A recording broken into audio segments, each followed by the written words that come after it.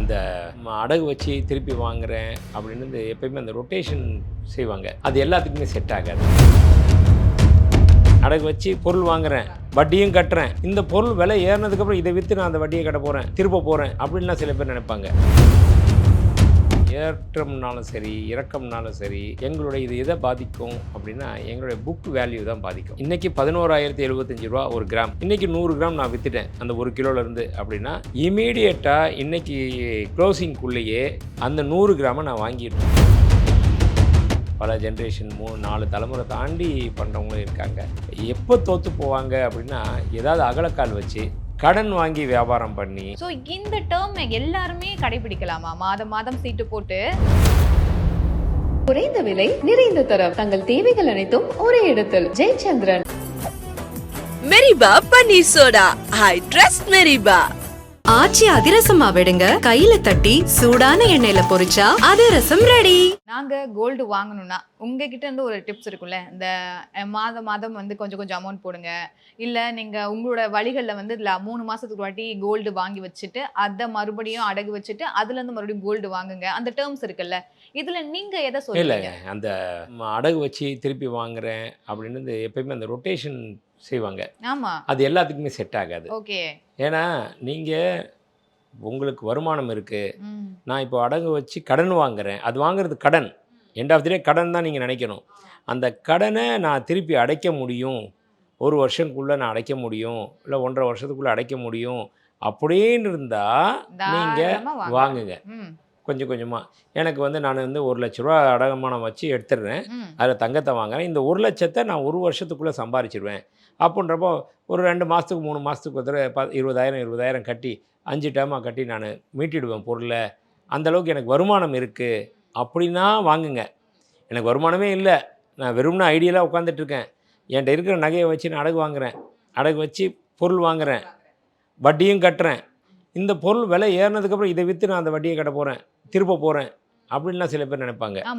அது மாதிரி இருந்தால் வேணாம். ஓகே, அந்த மாதிரி ரிஸ்க் எடுக்கவே கூடாது. ஓகே. ஏன்னா அப்புறம் திடீர்னு நீங்கள் ஒரு 2 வருஷத்தில் வச்சுருப்பீங்க, 2 வருஷத்துனா 1 வருஷத்துக்கு கம்மியான வட்டி 8லேருந்து 10%, 2 வருஷத்துக்கு 20% வட்டி, நீங்கள் சேதாரம் கொடுத்து வாங்குறீங்க, இதுக்கு ஒரு 15%, 35% ஆயிடுச்சு. சப்போஸ் அந்த 35%ன்றது நீங்கள் 60% வந்தால் தான் 25% லாபம் கிடைக்கும். இல்லை ஏறவே இல்லை, ஒரு கால் வெறும் 30% தான் ஏறி இருக்குது அப்படின்னா என்ன பண்ணுவீங்க? 5% நஷ்டத்தில் இருக்கும், விற்கவும் முடியாது, அதை வந்து திருப்பியும் என்னடா பண்ணுறது அப்படின்னு ஒரு மாதிரி அதை விட அந்த டென்ஷன் இருக்குது பார்த்தீங்களா உங்களுக்கு வந்துடும். அதனால தான் சொல்லுவேன், உங்கள்கிட்ட பணம் இருந்தால் சேமித்த பணத்தில் இருந்தால் வாங்குங்க, கடன் வாங்கி தயவு செய்து வாங்க வேணாம். ஓகே, அப்படின்றத என்னுடைய அட்வைஸ் எப்பயுமே. Okay sir. சார் இப்போ எனக்கு தெரியல, இப்போ மாதம் மாதம் அந்த சீட்டு போடுங்க, அதில் வந்து ஒரு 10% வந்து வாங்குற எங்களுக்கு லாபம், இது உங்களுக்கு லாபமா நஷ்டமான்றது உங்களுக்கு தான் தெரியும். ஸோ இந்த டேர்ம் எல்லாருமே கடைபிடிக்கலாமா? மாதம் மாதம் சீட்டு போட்டு 101% தாராளமாக இது வாடிக்கையாளர்களுக்கு மிகுந்த லாபம் தரக்கூடிய விஷயம். சிறுதுளி பெருவெள்ளம்ன்றது இன்னைக்கு நேற்றுக்கு இல்லை, நம்ம முன்னோர்கள் இருந்து சொல்லி வச்ச ஒரு விஷயம். தாராளமாக அதில் வரலாம், அதில் இன்வெஸ்ட் பண்ணி மாதம் 5,000மோ 1000மோ உங்களால் எவ்வளோ முடியுமோ அதை சேமித்து வச்சு கொஞ்சம் கொஞ்சமாக ஒரு நகையை நீங்கள் வாங்குறது நல்ல ஒரு விஷயம் தான். ஓகே, இப்போ இது வரைக்கும் ஓகே. தென் அடுத்து நம்ம கிட்ட இருக்கக்கூடிய கஸ்டமர்ஸை நம்ம தக்க வச்சுக்கிறதுக்கான ஒரு டேர்ம்ஸ் வந்து நீங்கள் யூஸ் பண்ணுவீங்க எப்போதுமே. ஸோ நம்ம கடைக்கு வரவங்க கிட்ட அந்த செய்கூலி செய்தாரத்தோட ரேட் கம்மி பண்ணுறது, இல்லை விலை வந்து குறைச்சி கொடுக்கறது, இல்லை நீங்கள் இந்தந்த டேர்ம்ஸ்லாம் வந்து எடுத்துக்குங்க, நாங்கள் உங்களுக்கு இவ்வளோ ஃபேவர் பண்ணி கொடுக்குறோன்னு ஒரு சில விஷயங்களை நீங்கள் ஃபாலோ பண்ணுவீங்க, அந்த விஷயங்கள் எதுனா சொல்ல முடியுமா? இல்லை, அது எப்பயுமே வாடிக்கையாளர்களுக்கும் நமக்கும் உள்ள ஒரு பாண்டிங். அது ஓகே, அவங்களுக்கு கொடுக்குற சர்வீஸ், அவங்களுக்கு திருப்தி பண்ணுற விதத்தில், அவங்களுக்கு தேவையான டிசைன்ஸ் கொடுக்குற விதத்தில், நம்மளுடைய லாபத்தையும் கொஞ்சம் குறைச்சிக்கிட்டு அது எல்லாம் பண்ணுறப்போ இது எல்லாமே ஒட்டுமொத்தமாக சேர்ந்து தான் வரும். ஒரு வாடிக்கையாளர்களுக்கும் வியாபாரிக்கும் உள்ள தொடர்புன்றது அது. அப்படின்றப்ப அதை வச்சு ஒவ்வொரு விஷயத்தையும் அவங்கள எவ்வளோக்கு எவ்வளோ அவங்கள வந்து மனசு சந்தோஷப்படுத்தி வைக்கிறோமோ. ஒரு காந்தியடிகள் ஒரு விஷயம் சொல்லியிருக்காரு, வாடிக்கையாளர் வந்து எந்த மனநிலையோடு எப்படி வராரு உள்ள உங்கள் கடையிலன்றது விஷயம் கிடையாது, அவர் எந்த அளவுக்கு மன திருப்தியோடு உங்கள் கடையை விட்டு வெளியே போகிறாரு அப்படின்னா அந்த ஒரு தான் தாரக மந்திரம். ம். அது ஒன்று இருந்தாலே எல்லாருமே லைஃப்பில் ஜெயிக்க ஆரம்பிச்சிடலாம். ஓகே. சரி, இப்போ இந்த செயின், வளையல பொறுத்த வரைக்கும் ஒவ்வொன்னுக்கும் இந்த செய்கூலி சேதாரங்கள் வந்து மாறிக்கிட்டே இருக்கும். இப்போ இந்த செயினா இருந்தா வந்து நேரா இருந்துச்சுன்னா அந்த செயினுக்கு ஒரு செய்கூலி சேதாரம், முறுக்கு செயினுக்கு ஒரு செய்கூலி சேதாரமும், இந்த டிசைன்ஸ் இருக்கிறதுக்கு அதிகமான செய்கூலி சேதாரமும் இருக்கு. அதுக்கான ரீசன் என்ன சார்? இல்லை, அது ஒவ்வொன்றுமே எல்லா பொருளுக்குமே உண்டுங்க. செயின் வளையல் மட்டும் இல்லை, ஆரம்ப நெக்லஸு, தோடு, ஜிமிக்கி, எல்லாத்துலேயுமே பிரேஸ்லெட்டு எல்லாத்துலேயுமே உண்டு. மிக வேலைப்பாடு அதிகமாக இருக்கிற டிசைன்ஸில் அதிகமான சேதாரம் வரும். ஈஸியாக செய்து முடிக்கக்கூடியதில் கொஞ்சம் கம்மியானது வரும். வேறு ஒன்றுமே ஒரு வேஷ்டி எடுத்துகிட்டு அதை வந்து மூட்டி எனக்கு லுங்கி எடுக்கிறோம், அதை எனக்கு வந்து ஜாயின் பண்ணி கொடுங்கன்னா அதுக்கு என்ன இருக்குது, செலவு கம்மி. இதே அதே துணியை எடுத்து எனக்கு பைஜாமா தைச்சி கொடுங்க அப்படின்னு ஒன்று இருக்குது, அதுக்குண்டான வேலைகள் ஆகுது இல்லையா? ஆமா. அவ்வளோதான் வித்தியாசம். ஓகே. அது கோல்டு மாதிரி தான் தான் இந்த அதோட செய்க தங்கத்துடைய வேலைகள் மட்டும் தான் இதுவாகுது. ஆனா இப்போ அடுத்தடுத்த காலங்கள்ல வந்து ரேட்டு குறையும்னு ஒரு இடத்துல சொன்னாலும் கூட ஒரு இடத்துல வந்து விலை ஏற்றம் இருக்கும்னு சொல்லியிருக்கீங்க. ஸோ கண்டிப்பாக. மக்களுக்கு அடுத்தடுத்து என்ன செய்திகள் வரும்ன்றதும் தெரியல. ஒருவேளை இந்த ஏற்றம் இல்ல இந்த விலையோட குறைவு இருந்தா எந்த அளவுக்கு விலை வந்து ஒரு குறையும்? 5% இப்போ இருக்கிற ரேட்லேருந்து 5%. சரி, இப்போ நீங்க சாமானிய மக்களை பொறுத்த வரைக்கும் எனக்கு வாங்குற எனக்கு 3000 ரூபாய் வந்து லாபம். ஆனா விற்கக்கூடிய நீங்களா இருக்கக்கூடிய வியாபாரிகளா இருக்கக்கூடியவங்களுக்கு அது லாபமா? இல்லை, எங்களுக்கு பொறுத்த வரைக்கும் எப்படின்னா, ஏற்றம்னாலும் சரி இறக்கம்னாலும் சரி, எங்களுடைய இது எதை பாதிக்கும் அப்படின்னா, எங்களுடைய புக் வேல்யூ தான் பாதிக்கும். பாதிக்கும்ன்றத சொல்ல முடியாது, அதனுடைய விளைவு அப்படி தான் சொல்லுவோம். பாதிப்புனா மைனஸில் போகிறது தானே. ஆமா. விளைவுன்றது ப்ளஸ்ஸும் இருக்கலாம், பிளஸ்ல மைனஸும் இருக்கலாம், இருக்கலாம். மைனஸ்ல இருக்கலாம். இப்போது ஒரு எக்ஸாம்பிள், 1 கிலோ கோல்டு நான் வச்சுருக்கேன் ம். அப்படின்னா, அந்த 1 கிலோ கோல்டுடைய விலை 11 லட்சத்தி, அதாவது 1 கிலோ கோல்டுனா இன்றைக்கி சும்மா இந்த 22 ஓகே, கேரட்டே ஓகே. கணக்கு போடணுமே, ம். 1,30,00,000 வைங்களேன். Okay sir. இது வந்து விலை குறைஞ்சின்னா 1,20,00,000 எனக்கு புக் என்ட்ரியில் வரும். ஃபிசிக்கல் கோல்டுன்னு 1 கிலோ ஒரு அப்படியே தான் கிலோ அப்படியே வச்சுருப்பேன். தான் இருக்கு. இருக்கு. ஆனா ரேட் மட்டும் உங்களுக்கு முன்ன பின்ன ஏறும். வரும். நான் ஓகே. என்ன பண்ணுவேன், இந்த 1 கிலோ கோல்டுன்றது அதில் ஒரு 100 கிராம் வித்துருச்சு அப்படின்னா, நான் புத்திசாலித்தனமாக என்ன பண்ணணும், இன்னைக்கு 11,075 ரூபா ஒரு கிராம். இன்றைக்கி 100 கிராம் நான் விற்றுட்டேன் அந்த 1 கிலோலேருந்து அப்படின்னா, இமீடியட்டாக இன்றைக்கி க்ளோசிங்குள்ளேயே அந்த 100 கிராமை நான் வாங்கிடணும். கரெக்ட். நாளைக்கு இன்னும் கொஞ்சம் குறையும் ம். அப்படின்னு சொல்லிட்டு நான் வெயிட் பண்ணாலோ கஸ்டமர் மாதிரி தான் வியாபாரிகளுக்கும். 100% ஓகே. கஸ்டமர்ஸை விட ம். வியாபாரி ரொம்ப பாதிக்கப்படுவாங்க. ஆமாம், ஏன்னா கஸ்டமர்ஸ் வந்து எப்போ ஒரு 5 கிராம் வாங்குறார் ஒருத்தர், அவரோட வேலை அந்த 5 கிராமோடைய ரிஸ்க்கு தான். இப்போ இது மாதிரி 10 பேர் வர்றப்போ இந்த 50 கிராமோட ரிஸ்க்கு இவர்கிட்ட இருக்குது. இவர் கொஞ்சம் நாளைக்கு ஒரு ஆசை இருக்கும் இல்லையா, இந்த வியாபாரியும் ஒரு மனிதர் தானே. கண்டிப்பா இவர் கண்டிப்பா. வந்து நாளைக்கு வந்து பார்ப்போம், இன்றைக்கி 11,075 ரூபா இருக்குது, ம். இப்போ டவுன் ட்ரெண்டில் இருக்குது, நாளைக்கு கொஞ்சம் குறைஞ்சாலும் குறையலாம், 10,800 ரூபா ஆகும், வெயிட் பண்ணுவோம் வெயிட் பண்ணுவோம். அப்படி இந்த லாபம், ஏற்கனவே இந்த 100 கிராம் விற்ற லாபம் மட்டும் பத்தாது, இந்த விலை ஏற்ற இறக்கத்தில் ஒரு லாபத்தை பார்க்கலாம் அப்படின்னு வச்சுருக்காருன்னு வைங்க.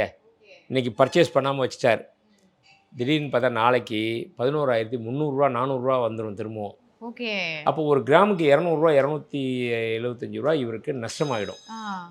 திருப்பி திருப்பி வாங்கணும்னா ஆமாமா. அந்த இடத்துல ரீஃபில் பண்ணணும்ல. ம். எடுத்து விற்றாச்சு பொருளை, அந்த 100 கிராம் வைக்கணும், ஃபிசிக்கல் கோல்டை பொறுத்தவரைக்கும் வைக்கணும். அப்போது இன்றைக்கே வாங்கி அதை இடத்துல ரீஃபில் பண்ணியாச்சுன்னா ஓகே, அந்த 100 கிராமில் எவ்வளோ லாபம் கிடச்சிருக்கோ அந்த லாபத்தை மட்டும் ஒரு பாக்கெட்டில் போட்டுக்கலாம். ம். விலை ஏற்ற இறக்கத்துலேயும் இந்த லாபத்தை பார்க்கணும். நாளைக்கு 200 குறைஞ்சா 100 கிராம் நம்ம விற்றுருக்கோம், 200 ரூபாய்க்கு ஒரு 20,000 ரூபா 100 கிராமுக்கு கிடைக்கும், பார்ப்போமே அப்படின்னு ஆசைப்பட்டார்னா சில டைம் 200 கம்மியாகி அந்த லாபமும் கிடைக்கும். பல டைம் டக்குன்னு விலை ஏறிச்சுன்னா இந்த லாபமும் கையை விட்டு போயிடும், விலையும் ஏறிடும். அதனால் புத்திசாலி வியாபாரின்னா அன்னன்னைக்கு வியாபாரம் பண்ணுறதை உடனே கொள்முதல் பண்ணி அந்த இடத்துல பர்ச்சேஸ் பண்ணி வச்சிடணும். அதுதான் வந்து சேஃப் சைடு. எப்பயுமே விலை ஏறினாலும் இதுதான் எல்லா வியாபாரிகளுமே கடைபிடிப்பாங்க. ஓகே. எனக்கு இந்த வியாபாரிகள் சொன்னதும் ஒரு கொஸ்டின் வருது. இப்போ பல வியாபாரிகள் வந்து தங்க நகை கடையோ இல்ல வைரமோ வந்து ஸ்டார்ட் பண்றாங்க. அதை வந்து லாங் டேர்மா எடுத்துட்டு போறதில்ல, ஒரு 5 வருஷம் 10 வருஷம், அதுக்கப்புறம் அந்த கடை வந்து மூடிடுறாங்க, இல்ல வேற ஒரு காரணங்களால அந்த இடத்துல இருக்கிறதில்ல. ஸோ இந்த நகை வியாபாரிகள் இல்ல வைர வியாபாரிகள் தோற்று போறதுக்கான ஒரு பாயிண்ட், இதை பண்ண மிஸ்டேக்னால தான் இவங்களுக்கு இது நடந்துச்சுன்ற மாதிரி எதனா பாயிண்ட்ஸ் இருக்கா? இல்லைங்க, இப்போ பெரும்பகுதி ஒரு 100க்கு 96% யாரும் தோற்று போகிறதே கிடையாது. ஓகே. கோல்டில் கொள்ள. வைரம்லையும் அப்படிதான். ஆமாம் ஆமாம் ஆமாம். நீங்கள் எங்கேருந்து தகவல் இந்த தகவல் நீங்கள் சொல்கிறீங்கன்னு தெரியல. நான் சொல்கிறது 96% யாருமே எடுத்து இதெல்லாம் வந்து தலைமுறை தாண்டி பண்ணுற வியாபாரம். ஓகே. 10 வருஷம் 20 வருஷம் 30 வருஷம் 50 வருஷம் ஏன் 100 வருஷம் தாண்டி இருக்கிற கடைகள்லாம் நிறைய கடைகள் இருக்குது. பல ஜென்ரேஷன் 3-4 தலைமுறை தாண்டி பண்ணுறவங்களும் இருக்காங்க.